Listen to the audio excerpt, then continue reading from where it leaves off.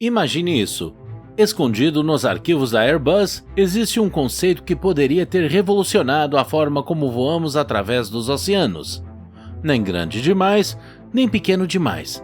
O ponto ideal da aviação comercial que as companhias aéreas precisavam desesperadamente, mas nunca puderam voar.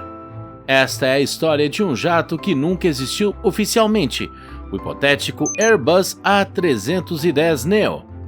No papel, ele teria sido perfeito, mais alcance que um 757, mais capacidade que um A321, mais flexibilidade que um 767. Prometia algo radical, conforto real de avião widebody sem a matemática cruel de voar um jumbo meio vazio. Mas é aqui que fica interessante. Enquanto companhias aéreas pelo mundo procuravam a solução perfeita para o mercado intermediário, a Airbus encarou uma escolha impossível: arriscar bilhões para reviver uma fuselagem adormecida com potencial inexplorado ou jogar pelo seguro com modelos já consagrados. Pense bem, e se a aeronave que poderia ter preenchido a lacuna entre a eficiência dos narrowbodies e o conforto dos widebodies nunca tivesse sido morta por um mau projeto, mas sim pela cautela corporativa? O que estava em jogo? Nada menos que o futuro de como conectamos cidades através dos oceanos. Para as companhias aéreas, poderia ter aberto rotas que eram impossíveis com os jatos existentes. Para a Airbus, foi uma decisão estratégica que ecoaria por décadas. Então, por que esse A310neo, talvez a maior oportunidade perdida da aviação, nunca saiu dos estudos internos? Foi um golpe de mestre de disciplina estratégica? Ou testemunhamos a morte silenciosa de uma aeronave que poderia ter mudado o jogo? Hoje vamos desvendar as camadas de um dos maiores momentos EC da aviação. E ao explorarmos as forças ocultas, as ambições ousadas e os brutais trade-offs, pergunte a si mesmo, num setor onde o timing é tudo, o que separa uma ideia brilhante de um avião brilhante? Para entender por que a ideia do A310neo chegou a ganhar força, precisamos voltar a 1978. A Airbus era a azarona, desesperada para quebrar o monopólio da Boeing. A arma deles, o A310, uma aeronave que ousou ser diferente. Nem exatamente um narrowbody, nem um widebody enorme, o A310 foi projetado como o compromisso final na aviação. Menor que os gigantes que dominavam as rotas longas, mas oferecendo o conforto real de um corredor duplo com a flexibilidade de voar tanto de Stuttgart para Londres quanto de Nova York para Paris. Eis o que o tornou revolucionário. O A310 introduziu o primeiro cockpit vidro com duas tripulações num widebody. Não era necessário engenheiro de voo, isso não era só inovação, era uma revolução que mudaria o design de todas as futuras aeronaves. Sua asa compacta de 219 metros quadrados e estrutura mais leve o tornavam ágil.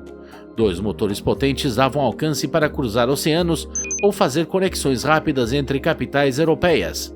Os primeiros adeptos, como Swiss Air e Lufthansa, viram algo que outros não perceberam: a chave para abrir rotas economicamente impossíveis com jatos maiores.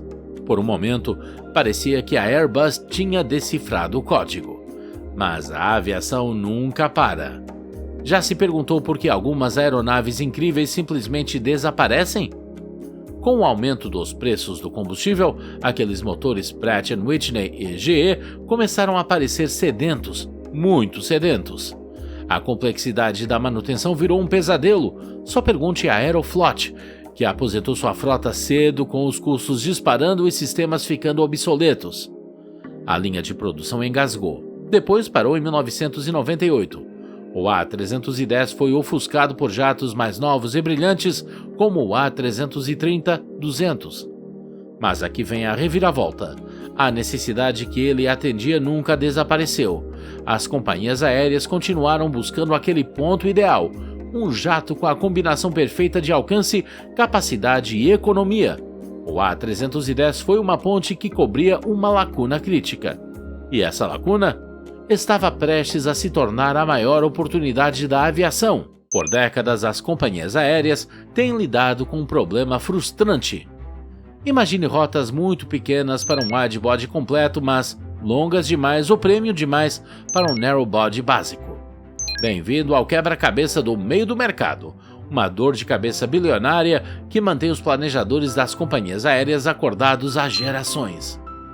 De um lado, os robustos de corredor único como o A321 e o 737, ótimos para voos curtos, mas com capacidade máxima de cerca de 200 passageiros e alcance limitado para voos longos. Do outro lado, widebodies como o 767 ou o A330, feitos para grande volume, mas gerando prejuízo ao voar meio vazios em rotas secundárias. As apostas financeiras astronômicas. As companhias precisavam de um jato que pudesse voar com lucro entre 200 e 250 passageiros pelo Atlântico, ou de regiões profundas da Ásia para a Europa, sem carregar assentos excedentes e queimando combustível desnecessário. O A310 original, o Boeing 757 e o 767 tentaram. Cada um ficou aquém. O 757 conseguia cruzar o Atlântico, mas sua cabine de corredor único incomodava os passageiros em voos longos. O 767 trazia o conforto de um widebody, mas muitas vezes era avião demais.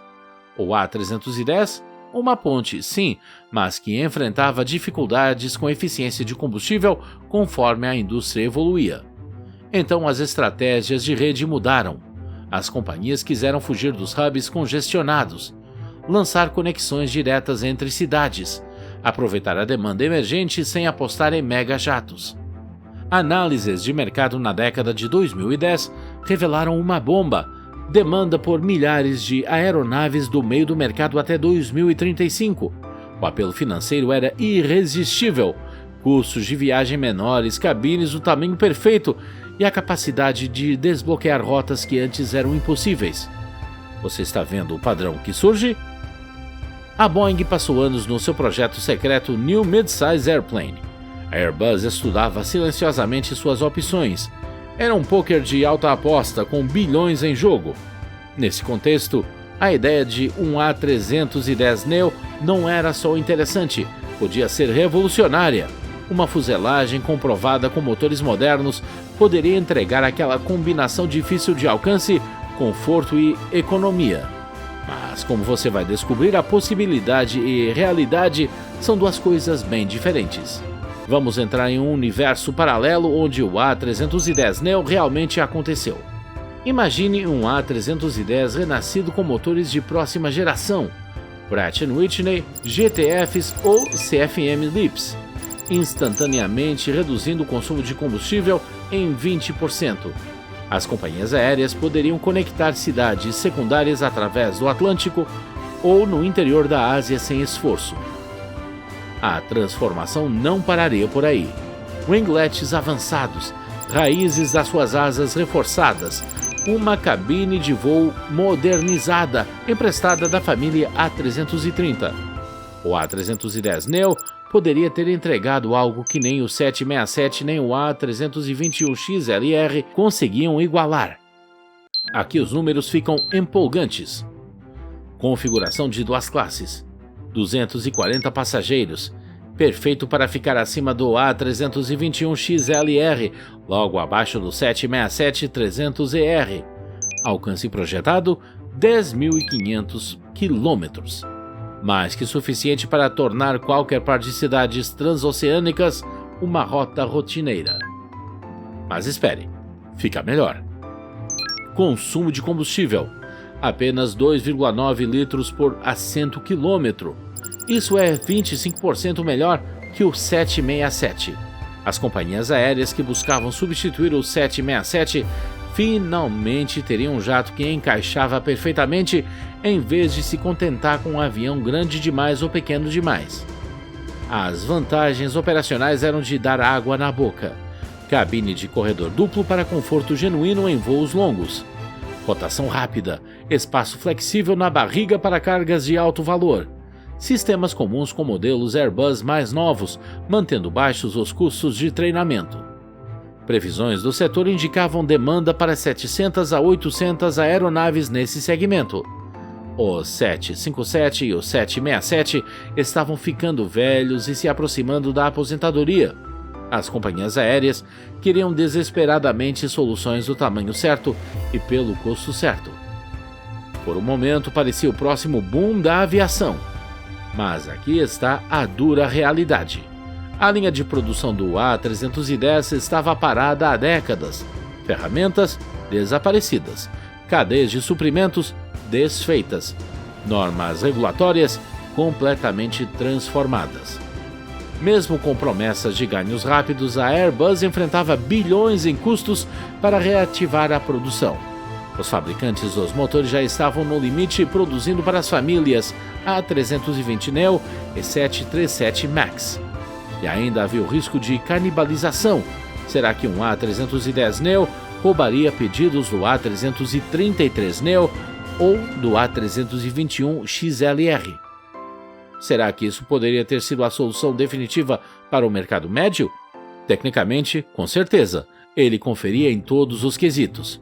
Mas na aviação comercial, sempre há um abismo entre o que é possível e o que é realmente construído. O sonho estava dolorosamente perto, só não o bastante. Por trás de toda aeronave não construída existe uma história de cálculo corporativo brutal. Para a Airbus, explorar um revival ao estilo A310neo não era sobre engenharia, era sobre sobreviver em uma indústria cruel onde uma aposta errada poderia apagar décadas de progresso. Primeiro, o problema do motor. Imagine só, todos os grandes fabricantes de motores já estavam no limite. A melhor tecnologia deles, comprometida com os programas A320neo, 737 MAX e A330neo. Desenvolver uma variante nova para uma aeronave nicho significava custos astronômicos e atrasos. Os fabricantes de motores não estavam interessados em dividir o foco ou as linhas de produção. Mesmo que a Airbus encontrasse parceiros dispostos, a economia do negócio era assustadora. Reviver o A310 depois de décadas parado? Pense no que isso realmente significa: reformar fábricas paradas, requalificar toda uma força de trabalho, atualizar a certificação para os padrões modernos. Estamos falando de investimentos de bilhões antes de vender um único avião. E aí vem o pesadelo da canibalização. Todo jato no estilo A310neo vendido poderia roubar um pedido do A330neo ou do A321XLR. Então a Airbus fez uma escolha diferente. Eles viram um caminho mais seguro: apostar de vez na família Narrow Body. O A321XLR oferecia 220 assentos e 8.700 km de alcance, suficiente para a maioria das rotas de mercado médio, mas aqui está o gênio. Ele usava linhas de produção existentes, pilotos atuais e uma cadeia de suprimentos já a todo vapor. Para as companhias aéreas, a conta era convincente. A eficiência do XLR, a comum utilização de peças e os prazos de entrega mais rápidos superavam tudo, mesmo que isso significasse comprometer o conforto de carga e cabine comparado a um verdadeiro wide-body. Executivos da Airbus defenderam publicamente a cobertura de mercado e o custo-benefício do XLR. Os pedidos explodiram. A indústria falou: mais rápido, mais barato e com menos riscos venceu. Foi perfeito? De jeito nenhum. O A321XLR não consegue igualar o conforto teórico ou a flexibilidade de carga do A310neo. Para rotas ultralongas ou com muito passageiros premium, ainda existe uma lacuna. Mas para os executivos, o risco de ressuscitar uma plataforma adormecida simplesmente não vale a pena. O conceito do A310neo virou o maior EC da aviação. Um lembrete de que nessa indústria, o melhor avião no papel raramente chega a decolar. Às vezes a estratégia é saber deixar um sonho para trás, mesmo quando esse sonho quase se encaixa perfeitamente.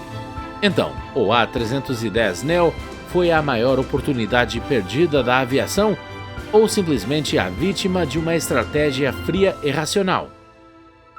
Olhando para trás, a ideia do A310neo ficava na interseção entre visão e pragmatismo.